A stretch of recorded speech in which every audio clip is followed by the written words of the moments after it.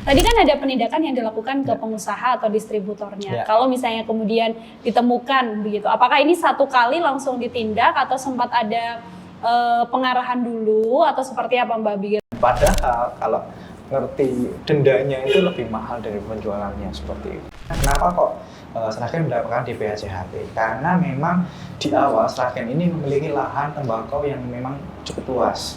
Dan kemudian ada juga mereka sesuai dengan database kami, ada pabrik rokok yang memang berasal dari Sragen. Halo Tribuners, ada Nila Irdan nemenin kamu hari ini ya. Apa kabar semuanya? Semoga dalam keadaan sehat semuanya. Ketemu lagi bareng sama aku di program Ruang Rembuk. Nah, sekarang Nila lagi ada di Lubi Cafe Sragen ya Tribuners ya. Ini jadi salah satu tempat nongkrong, nugas mungkin di Sragen yang juga bisa jadi rekomendasi kamu karena tempatnya cakep banget. Nah, di cafe kan nggak mungkin sendirian aja ya Tribuners ya. Karena hari ini Nila juga sudah bersama dengan deng. Ada Mas Dion Chandrawardana. Halo Mbak Nila, halo Tribuners. Halo, ada Mbak Abigail Selin Kristanti. Halo. Semuanya kabar sehat? Baik? Sehat luar biasa. Sehat luar biasa. Segar, bugar meskipun hujan. Hujan ya. Baru musim. Betul, baru musim hujan banget. Dan Mas Dion, Mbak Abigail ini dari Bea Cukai Surakarta ya semuanya ya. Tapi sebelumnya nanti aku akan bahas banyak hal yang juga mungkin jadi salah satu isu yang ramai juga Mas Dion, Mbak Abigail. Tapi sebelumnya aku mau tahu latar belakang Mbak Abigail sama Mas Dion dulu dong. Ini udah berapa lama masing-masing di Bea Cukai dan posisinya apa di sana? Kalau saya kebetulan sudah 12 tahun ya. Sesepuh kita. 12 tahun di Bea Cukai, kemudian memang basic keahlian saya dari humas, kemudian video kreator, juga ini ya, teknis juga beberapa kita pernah juga pengawasan juga saya pernah seperti itu. Wih, luar biasa. Ya putar-putar karena Palu 12 tahun. Palu Gada. Nah, kalau Mbak Abigail? Kalau saya setengahnya Mas Dion, baru 5 tahun jalan 6 tahun. Cuma ya saat ini kami juga tim dari Humas Bea Cukai Surakarta ya lagi bertugas nih buat sosialisasi khususnya buat Tribuners sama Bolo Becus. Bolo Becus, betul. Oke, dan Tribuners dan juga Bolo Becus. Kalau ngomong soal Bea Cukai Surakarta kan pasti yang sering kita lihat adalah bagaimana sering sekali melakukan sosialisasi begitu ya. Yang mana tujuannya adalah untuk tujuan-tujuan baik yang juga berdampak ke pribadi, ke negara, ke daerah-daerah. Dan hari ini Mas Dion, Mbak Abigail, aku penasaran dengan salah satu hal yaitu soal DBHCHT.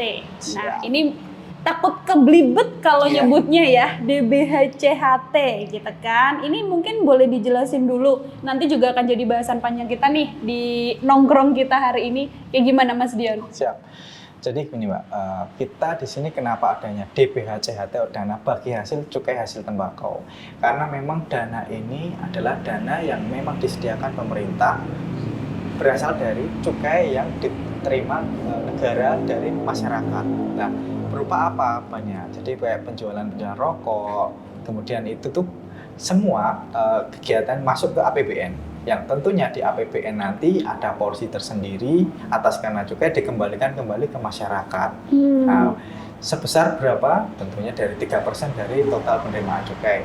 Nah, atas 3% tersebut nanti masih dibagi ke provinsi-provinsi yang memang mempunyai lahan-lahan atau pabrik rokok yang menghasil hasil tembakau seperti itu. Oke, jadi dari masyarakat nanti akan kembali lagi ke masyarakat. Wah, luar biasa banget. Nah, kalau di Indonesia sendiri, Mbak Abigail, apakah kemudian semua daerah di Indonesia gitu ya, ini tuh akan dapat alokasi di BHCHT ini atau ini hanya diperuntukkan ke daerah-daerah tertentu aja? Iya, untuk dari di BHCHT sendiri juga tertentu aja ya Mbak, karena tidak semua provinsi itu punya tembakau atau punya pabrik, jadi khusus yang punya sumbangsih atas cukai itu. Jadi kembali lagi muara hilirnya itu dari masyarakat untuk masyarakat. Oke. Tujuannya adalah bagaimana kemudian daerah-daerah tertentu yang punya tembakau ini tadi diproduksi dari masyarakat, kemudian kembali lagi ke masyarakat. Kan pasti ini dibuat dengan manfaat yang harusnya luar biasa begitu ya Mbak Abigail ya. Mungkin bisa tidak sih, apa saja kemudian manfaat yang bisa didapatkan lewat DBHCHT ini? Kalau manfaat banyak sekali ya Mas ya. Jadi banyak kalau sekali. untuk DBHCHT kita ada porsi-porsinya seperti Mas Dion bilang, ada 50% itu di KESRA, kesejahteraan masyarakat. Jadi kayak prioritas ya. Prioritasnya kembali lagi ke masyarakat. Terus ada 10% itu penegakan hukum. Penegakan hukum juga termasuk sosialisasi saat ini yang kita lakukan saat ini masuk ke sana. Lalu ada 40% di kesehatan.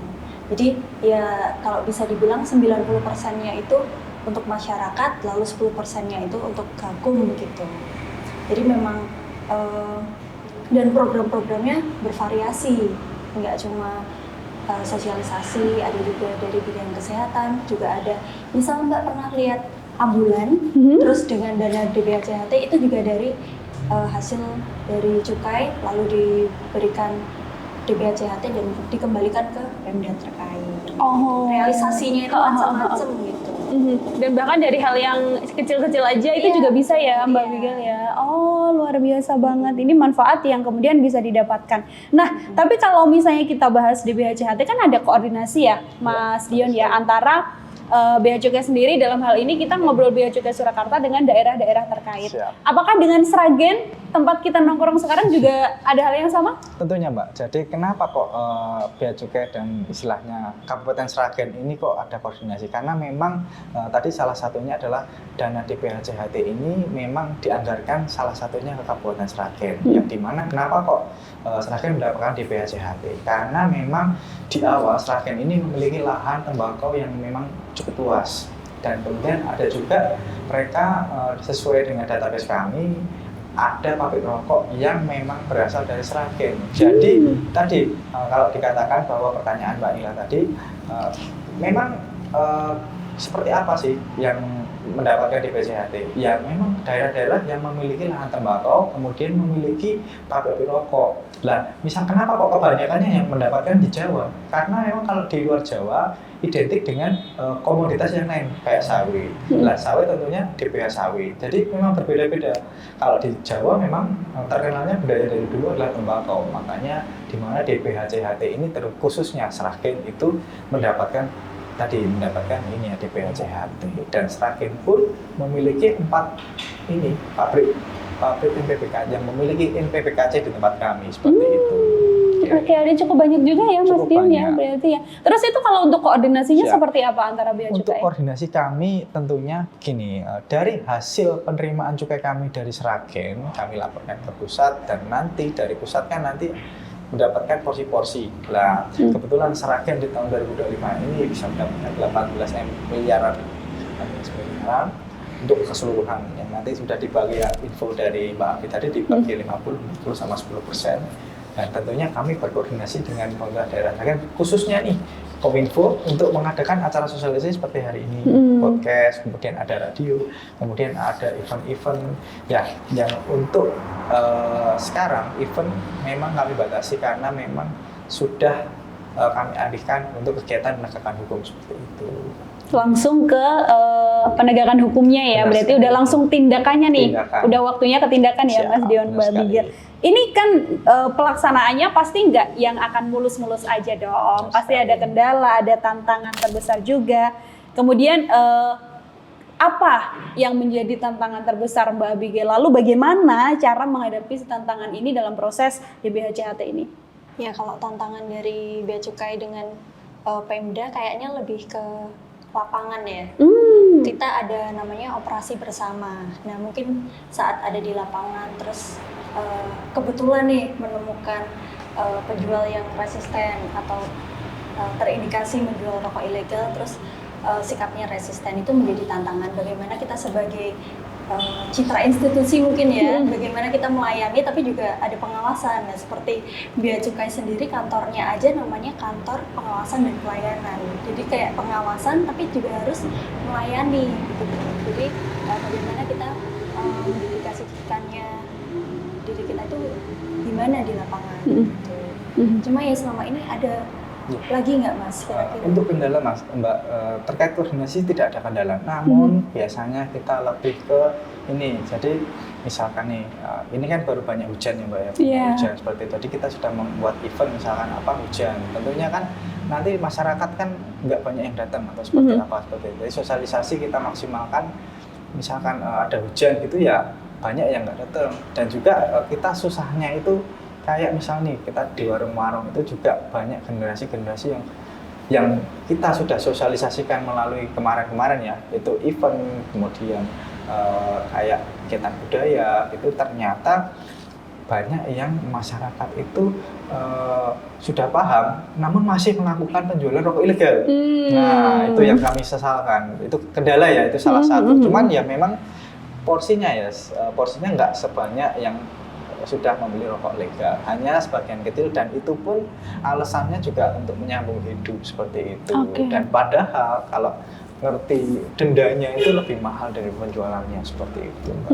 Gitu. Kalau berkaitan soal peredaran rokok ilegal sendiri, bagaimana Mas Dion DPHCHT ini bisa berkontribusi gitu ya untuk kemudian bisa mengurangi peredaran rokok ilegal? Ya, jadi gimana cara fungsi dari DPHCHT ini biar bisa meregulasi ya, meregulasi supaya tepat fungsi bisa mengurangi rokok ilegal. Tentunya tadi dari 10% dana penegakan hukum itu, yang pertama kita sudah lakukan perencanaan. Perencanaan di sini kita bekerja sama dengan teman-teman kita di Satpol, dan tentunya di teman-teman Satpol sudah menganggarkan ada fungsi intelijen juga, ada juga fungsi operasi. Nah, dana yang sebenarnya 10% itu dibagi lagi 40 dan 60%, Mbak. Yang 60% itu untuk mendukung fungsi dari pengawasan tadi teman-teman Satpol PP dan teman-teman kami untuk melakukan operasi pasar. Dan itu banyak sekali kegiatannya, 1 bulan itu pasti ada operasi seperti itu, Pak. Untuk tepatnya ya puluhan kali. Dan juga kita juga ada sistem intelijen juga, yang dimana teman-teman ke warung-warung kemudian melihat apakah benar, kan banyak aduan ya dari masyarakat sendiri. Kemudian di benar juga pernah ada yang pasti ada yang lapor lah. Nah, itu kami cek kebenarannya, itu menggunakan fungsi intelijen seperti itu.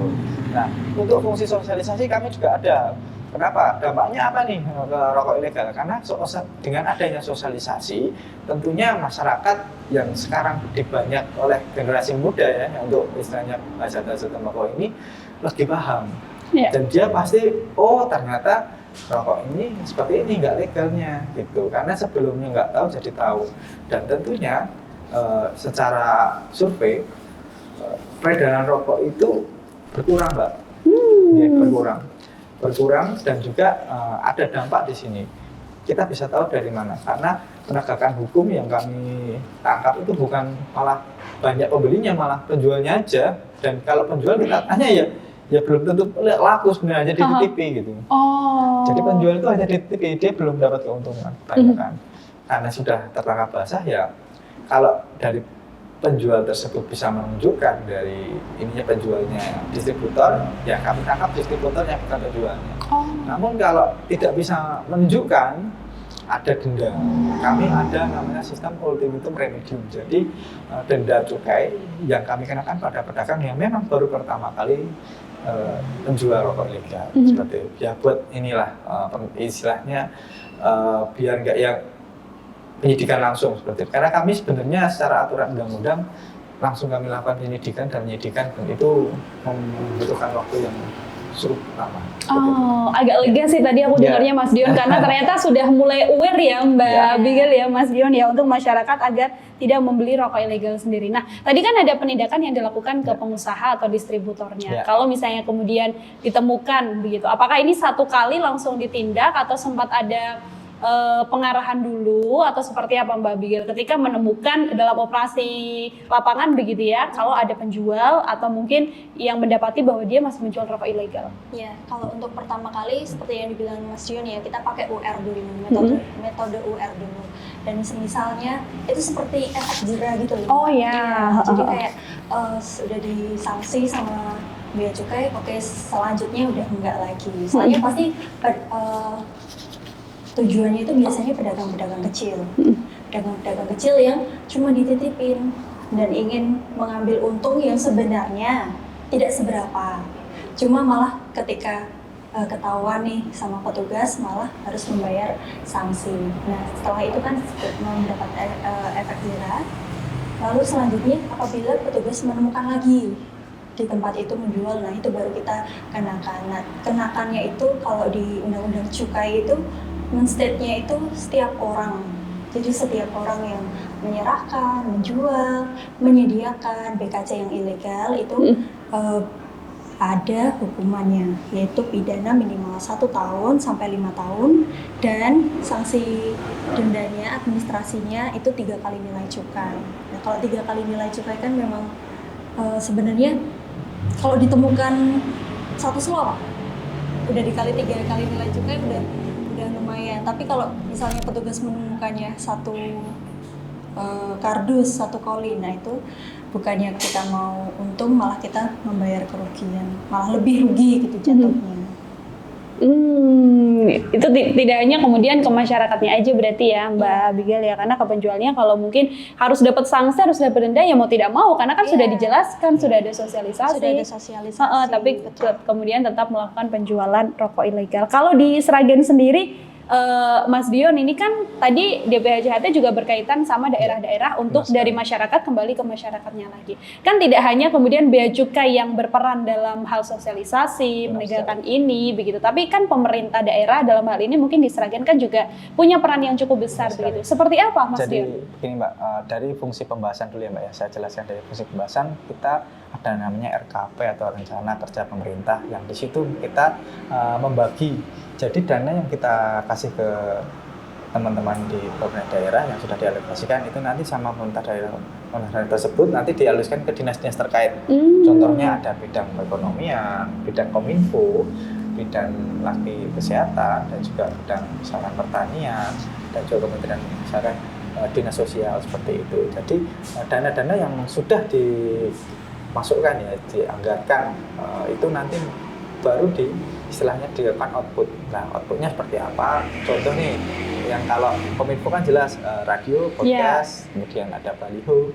Nah, tapi untuk yang lain seperti kesehatan, dia ada pembangunan rumah sakit, kemudian ada pembangunan BPJS, kemudian di bidang pertanian, keperkebunan biasanya dia pembelian pupuk dan juga subsidi benih. Kemudian kalau sosial dia nanti berupa tadi bantuan langsung kepada buruh-buruh pabrik tentunya. Jadi memang nggak cuma Bea Cukai yang berperan, tapi pemerintah daerah pun tuh berperan bersama dinas-dinas di bawahnya seperti itu. Karena tanpa dinas-dinas bawahnya kami juga tidak bisa karena memang titik fokus dari kami Bea Cukai hanya sebatas penegakan hukum dan di sosialisasi. Namun kalau dinas-dinas yang memang tupoksinya di situ kayak kesehatan dan lain, memang mereka yang bisa, yang mengerti dan juga memiliki data untuk istilahnya menyebarkan DPHCHT seperti itu. Lebih dekat juga dengan masyarakat ya Mas Dion ya. Jadi tidak hanya peran dari Bea Cukai saja, tapi juga pemerintah daerah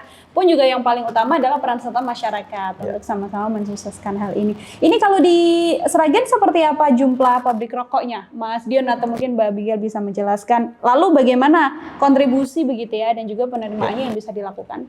Untuk Sragen sampai saat ini ya sudah daftar di kita ada 4 pabrik rokok, yang tentunya yang pertama pabrik rokok yang agak besar Jarum, dan yang kedua ada Rajinan Tembakau namanya, yang ketiga keempat ini pabrik baru. Untuk namanya dari saya juga nggak terlalu cepat. Raja Wongso Santoso dan juga Indo Mulia Abadi. Ada 4 PT itu yang memberikan sumbangsih ke negara. Jadi dari dasar pembelian cukai mereka, Sragen bisa mendapatkan DPHCHT, dan tentunya peran serta petani tembakau juga besar di sini karena lahan tembakau itu sebagai perhitungan juga Pak. Jadi lahan tembakau, jumlah penerimaan, kemudian ada lagi yang terakhir itu ini biasanya penilaian.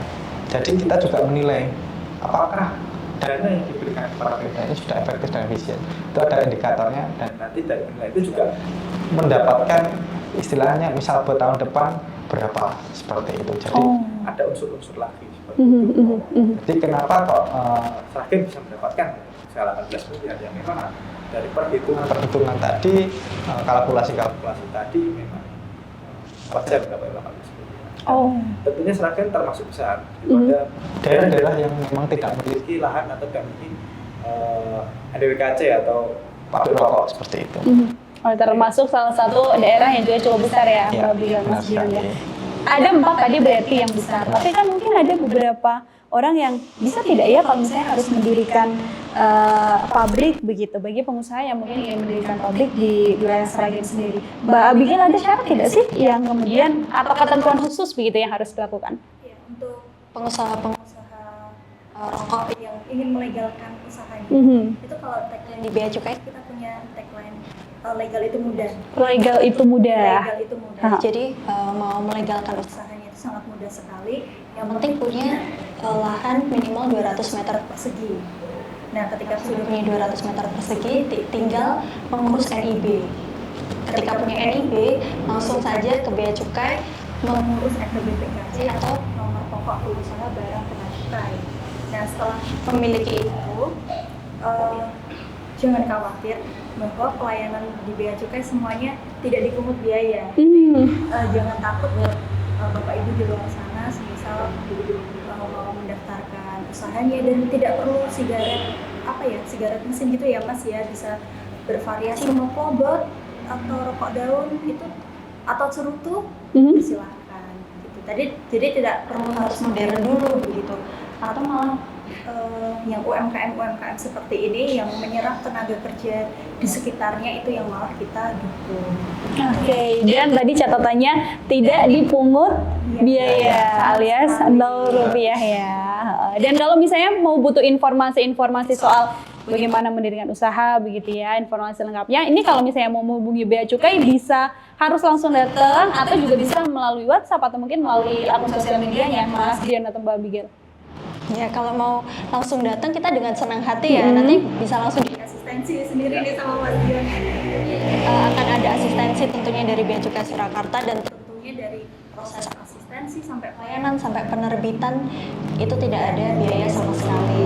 Nah, terus apabila ingin tanya-tanya dulu nih, mau generalnya bagaimana, informasi generalnya bagaimana, tapi terlalu jauh harus nyampe ke Bea Cukai Surakarta, letaknya kan agak jauh nih, di Karanganyar.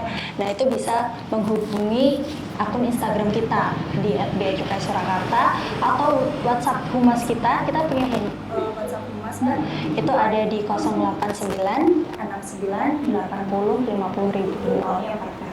Oke, itu bisa punya akses ya Mbak Abigail Mas Dion ya.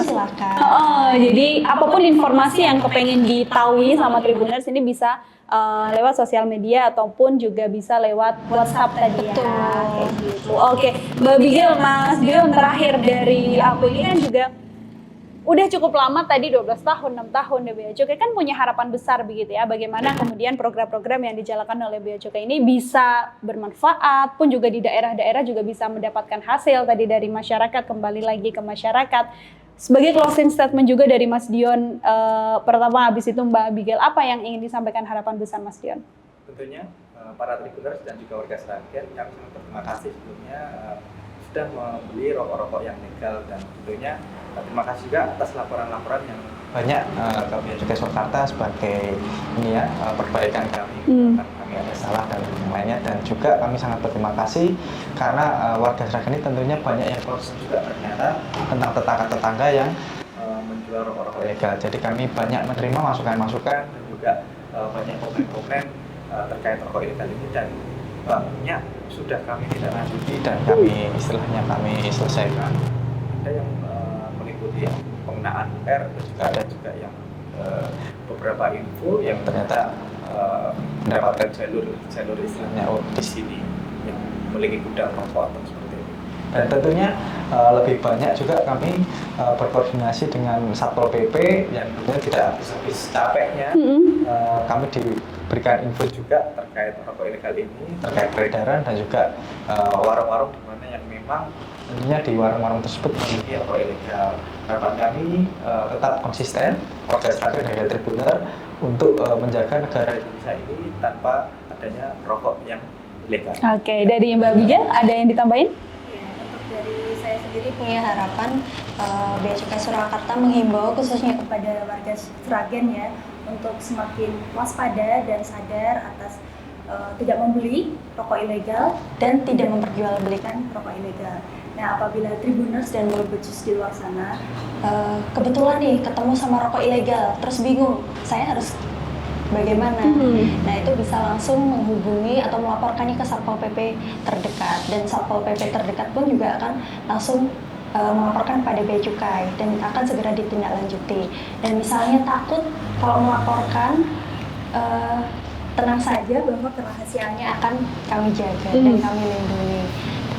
Bisa langsung ke Bea Cukai Surakarta di Instagram @beacukai_surakarta dan nomor WhatsApp kami di 089698050.000, nomornya 4 kali. Oke, itu ya Tribuners ya, ada banyak hal yang kemudian bisa dilakukan. Satu adalah bagaimana tidak membeli rokok ilegal, itu yang paling utama. Dan yang kedua, peran serta kita juga untuk bisa melaporkan kalau kita melihat adanya rokok ilegal yang beredar atau mungkin pabrik yang memproduksi rokok ilegal, tinggal dilaporin aja ke Bea Cukai karena kerahasiaan pelaporan itu akan dijaga, jadi anonim, tidak akan dibawa-bawa dalam pengusutan juga ya Mbak Bigel ya gitu. Oke, Mbak Bigel, Mas Dion, terima kasih banyak. Terima kasih sudah ditemenin nongkrong aku hari ini ya. Semoga nanti di lain waktu mungkin kalau kita ada operasi pasar boleh ikut ya, boleh ya. Senang hati. Boleh banget. Baik, demikian juga Tribuners, waktunya Mbak Bigel dan juga Mas Dion pamit. Kita mau lanjut minum dulu.